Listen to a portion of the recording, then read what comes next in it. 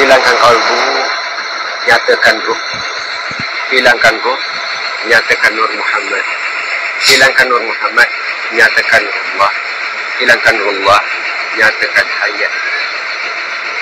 Bukan lagi untuk membersihkan kalbu, tetapi mengenal hakikat kalbu. Setelah kenal hakikat kalbu, itu dari segi ilmu. Hilangkan kalbu, tenggelamkan kalbu. Kalbu pun dah tak ada dah. Apabila tak ada kalbu, bagaimana nak membersihkan kalbu? Bagi diri yang tiada, tidak ada diri, tidak ada kalbu, tiada adalah benda yang nak dibersihkan. Kerana yang wujud mawujud tak lain daripada dirinya sendiri. Dia meliputi setiap sesuatu, tetapi dia bukan sesuatu. Kini tidak ada lagi yang diliputi, yang tinggal hanya yang meliputi. Yang meliputi dan yang diliputi tak lain daripada satu jua adanya, esa adanya. Rasulul kasrah fil wahdah. Syuhudul wahdah fil kasrah. Syuhudul wahdah fil wahdah. Duduk pada makam diam,